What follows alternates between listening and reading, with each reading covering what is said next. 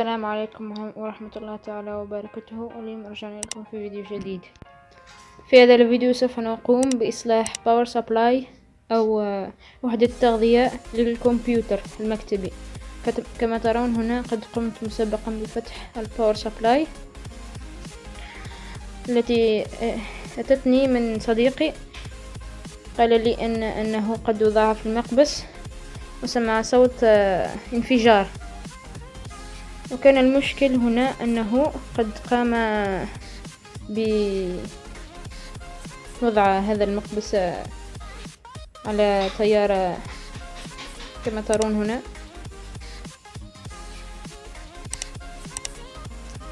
قد وضعه على تيار 115 فولت. وكما نعلم أن هنا في الدول العربية التيار الكهربائي عادة ما بين 220 فولت إلى 250 فولت، وهذا ما أدى إلى احتراق الباور سبلاي.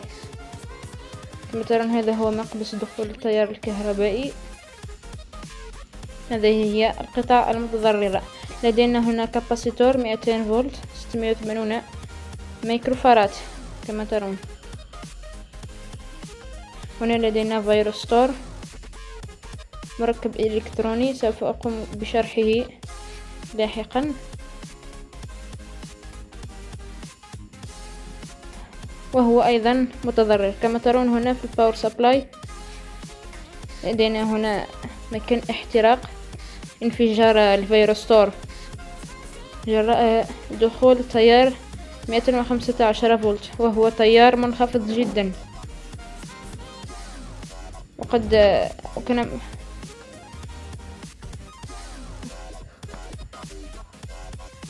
كما ترون أثر انتفاخ عليها. إذن في معظم الباور سبلايات نجد 2 من المكثفات. كل مكثفة تعمل على فولت. كما ترون هذه المنتفخة تعمل على 115 فولت، والأخرى التي لا بأس بها تعمل على 220 فولت.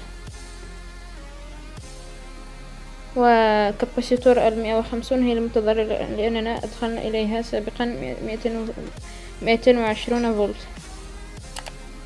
إذن هنا كما ترون سوف أقوم بتحديد مسارات. هنا لدينا هذه الصورة. إذن بعد سوف نقوم بفك باور سبلاي أخرى لكي نستخرج منها قطعة. أنا لا أمتلك لأنني لا أتوفر عليها. قد قمت بشراء باور سبلاي أخرى لكي أخذ منها هذه القطعة كما ترون.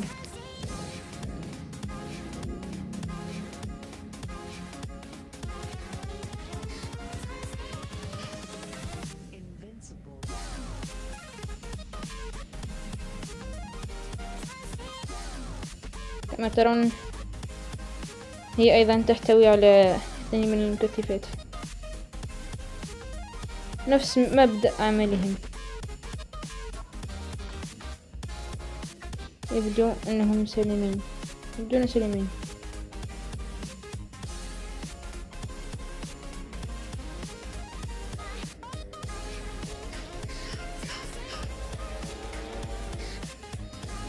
أنا قمت بفكها لكي استخرج منها القطع.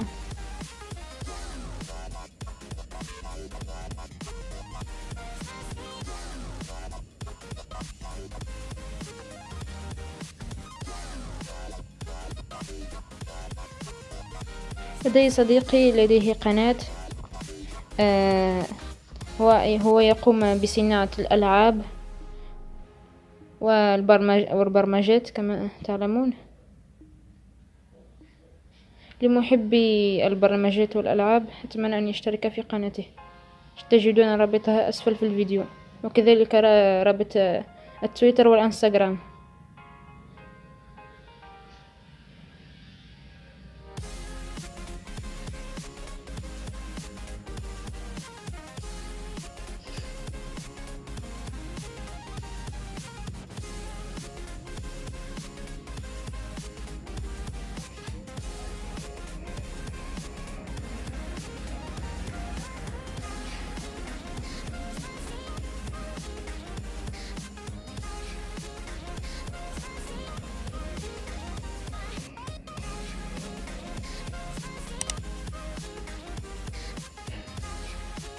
كما ترون أنا قد قمت بفكها، وسوف أقوم بأخذ القطع منها.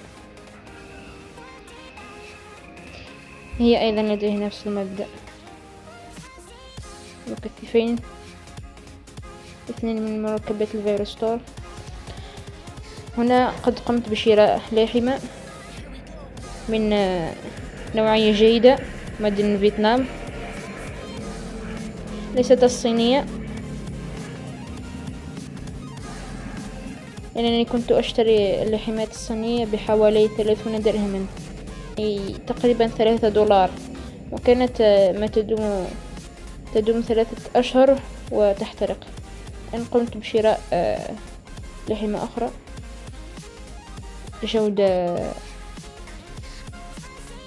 بجودة عالية.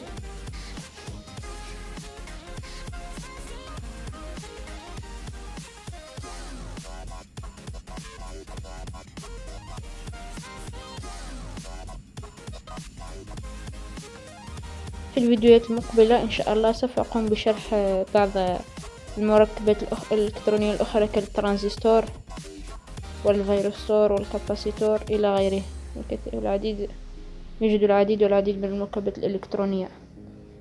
كما ترون هذا المركب المغطى هو الفيروستور، تم تغطيته لأنه عندما ينفجر يسبب ضرر، لذلك قاموا بلفه بهذا الغطاء الأكحل.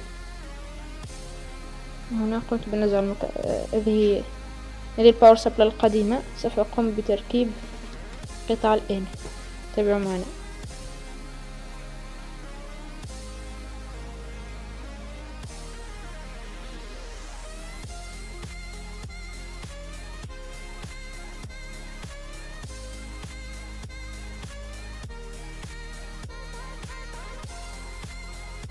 إذن هنا السالب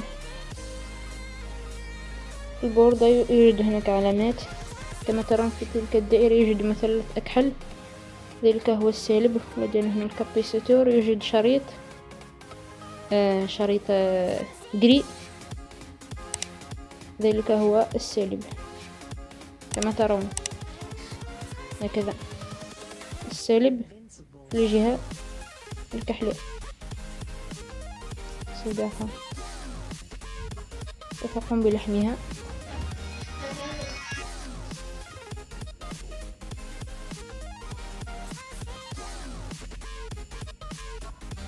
الفيروسات يركبون هنا، مركب الفيروستور.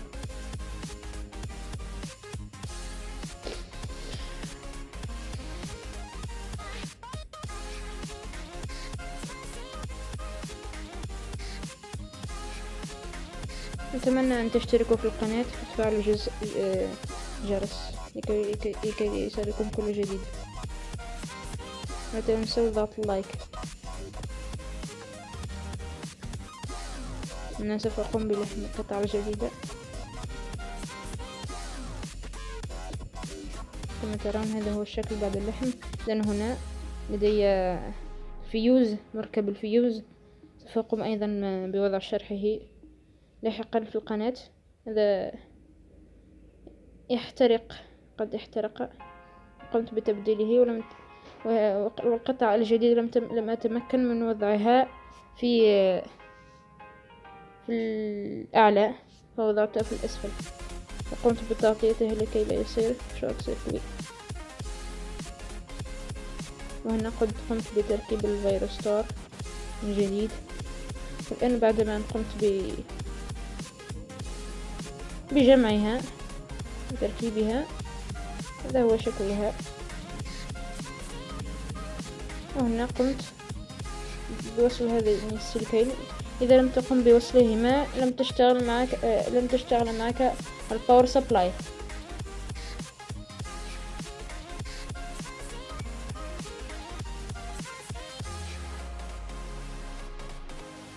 نحتاج إلى سلكين كما ترون.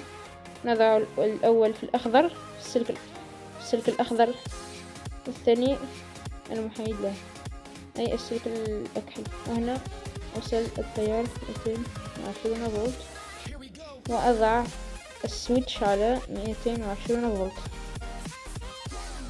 لكي لا يتكرر الخطأ نفسه. كما ترون هنا لدي المروحة لا تعمل. كما ترون سوف أقوم بوصلها بالتيار ونرى إذا كانت سوف تدور أم لا.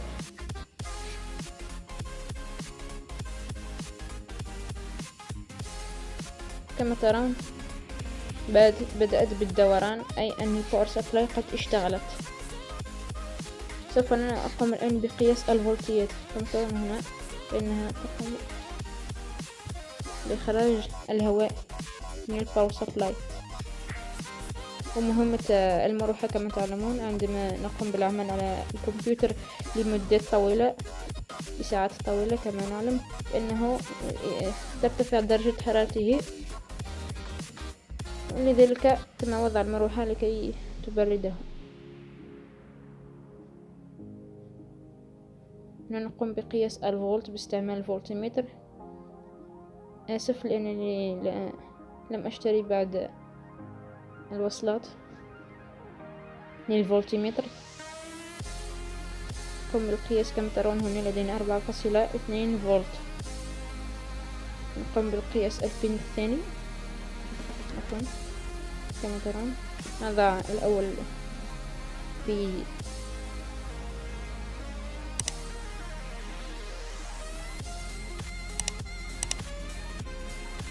هنا. كما ترون نضع البن في الأحمر والسالب في البن الأسود.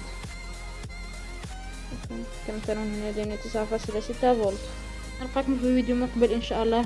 إلى اللقاء.